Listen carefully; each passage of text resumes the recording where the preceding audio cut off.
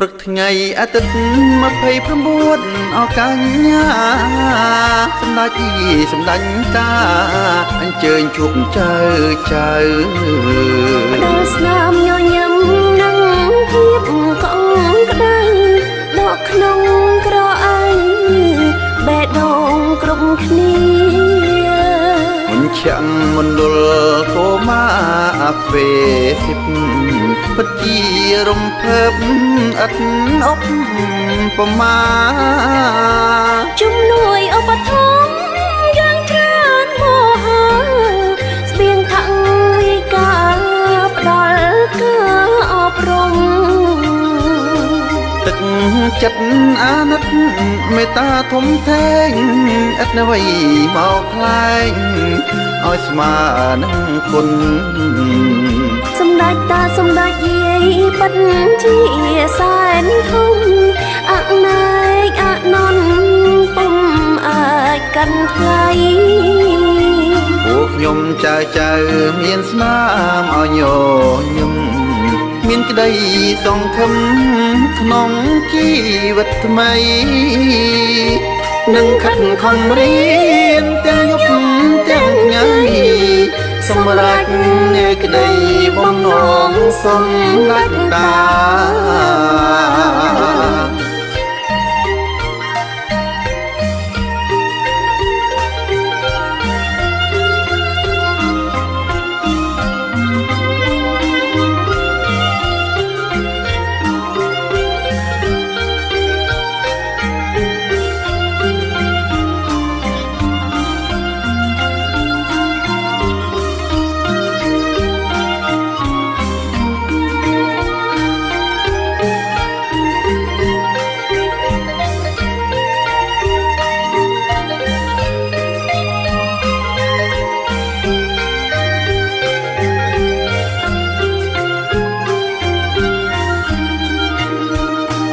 ថ្ងៃអាទិត្យ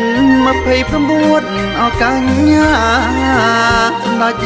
សម្ដេចតាអញ្ជើញជួបចៅដល់ស្នាមញញឹមនឹងភាពកង់ក្ដៅដកក្នុងក្រអីបេះដូងគ្រប់គ្នាមិនចាំងមណ្ឌលកូម៉ាអាហ្វេសិបពិតជារំភើបឥតអប់ប្រមាជំនួយឧបត្ថម្ភយ៉ាងច្រើនមហា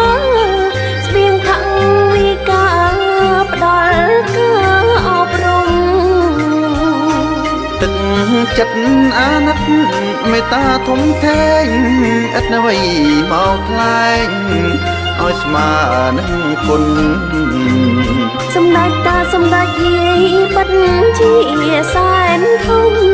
អណែកអនន្តពុំអាចកាន់ថ្លៃពួកខ្ញុំចៅមានស្នាមឲ្យញញឹមមានក្តីសង្ឃឹមក្នុងជីវិតថ្មី